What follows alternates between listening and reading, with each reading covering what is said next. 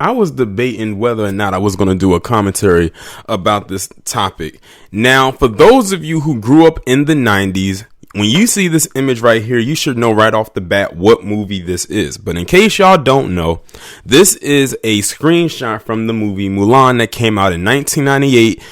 Definitely, I would say, is a Disney classic. I don't really have to go into the whole narrative of what the movie is about.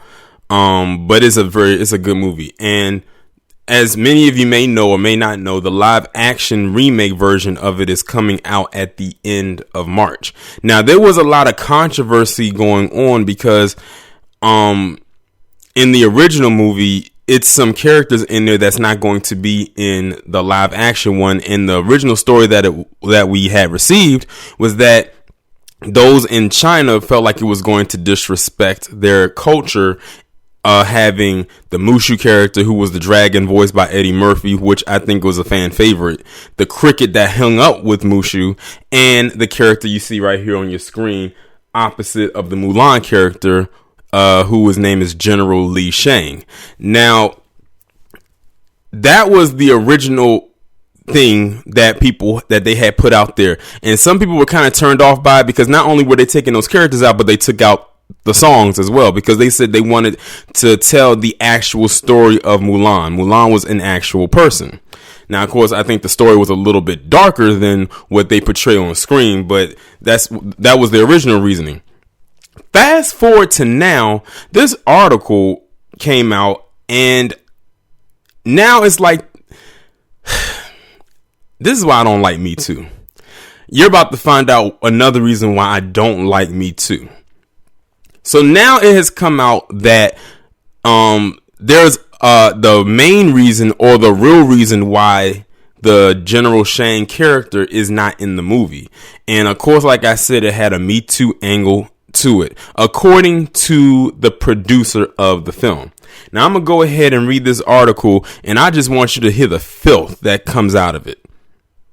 As Disney fans eagerly await the theatrical release of the live action Mulan, some wonder how this version will hold up compared to the animated classic without its heartthrob Li Shang. When fans noticed Captain Li Shang's name was absent from the casting notices for Mulan, an avalanche of displeasure made its way across social media, calling the decision dishonor on you.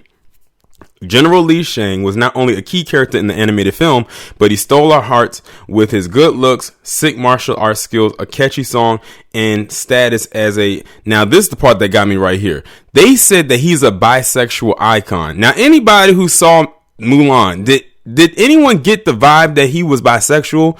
Because I didn't get that, so I'm like, where did that come from? Now, of course, as a kid, I wasn't paying attention to anything like that. But where did that come from? When was he ever bisexual? When was he ever in the Alphabet Academy? He was attracted to the Mulan character.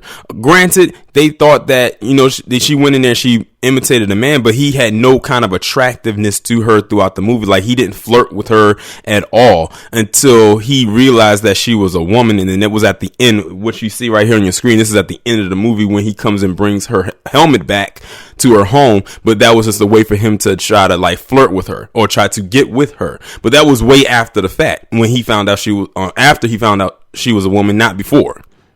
So I don't know where this bisexual thing comes from.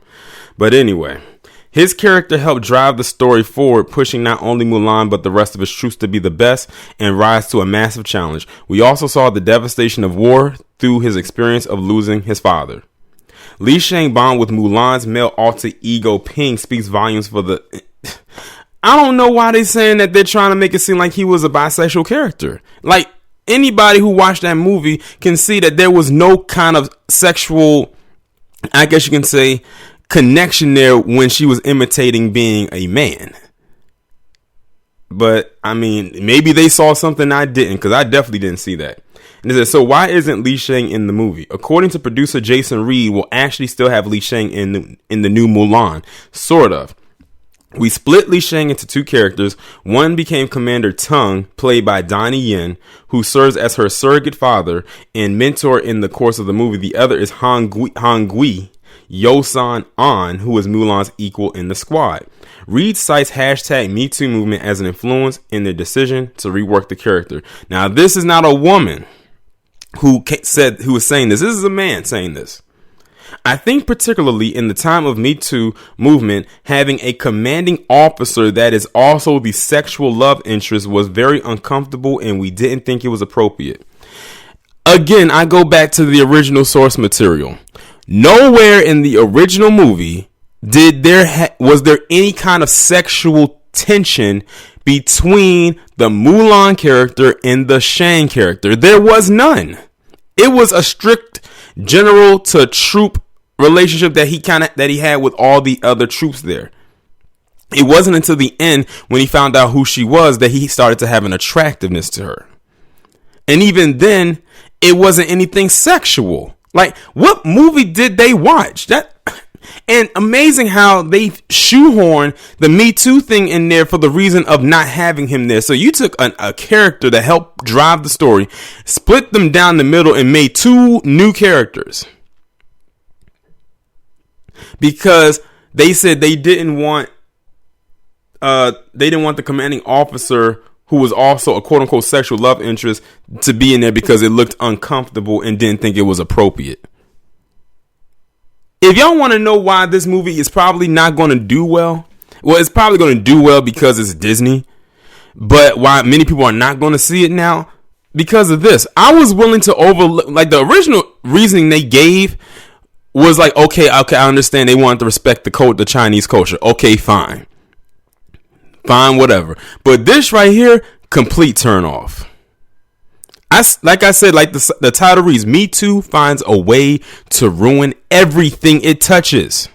It's like the goddamn bubonic plague. This decision removes the power differential. But how will Mulan and Han Gui-chen's dynamic play out? Reed and his team used the animated movie as a model for that level of relationship. New Zealand actor Yosan An, who plays Han Gui, describes his character as very still, honorable, and observant, and talks about his and Mulan's initial dynamic. They start off on the wrong foot, really. As they progress through the training together, they kind of have this unspoken bond about it because they recognize each other's warrior spirit. That's how they kind of build their friendship up to begin with, through the training and acknowledging with each other, while remaining tight-lipped on the Alphabet Academy aspect of his character. And talked about how he drew his inspiration for Han Gui. I see this film as a different variation from the animated version and the original story of the Ballad of Mulan. I kind of took a different angle from Li Shang's character. I can't really say to a lot how that will come across, but there is a multi-dimensional layer to him that the audience will be able to see when they watch the movie. So it almost sounds like, to me, like they're trying to shoehorn that Alphabet Academy in there as well, so ever so slightly, but they're gonna shoehorn the Me Too angle thing in there as to why they did not put him in the movie. And one thing I liked about the Mulan movie is that she wasn't a Mary Sue. Like, she had to go through the training just like all the other guys. If you watch the movie, like she out of all of the guys that she was training with, she struggled the most because at the end of the day, she was still a woman. She didn't have the muscle endurance to keep up with the men. So she really had to train. It's not like they just said, hey, I'm a woman, so let me take the easy way out because I'm a woman. And she couldn't play that angle up either because she was not supposed to be there as a woman. She had to take the place of her father because he wasn't able to fight in the war. He had already fought in a war. And the reason why he's injured and had to walk with a limp is because he got injured during that war. So it's crazy. It says, Li Shang will always have a special place in our hearts, and we'll see for ourselves how the dynamic between Mulan and Han Gui play out on March 27th when Mulan hits theaters.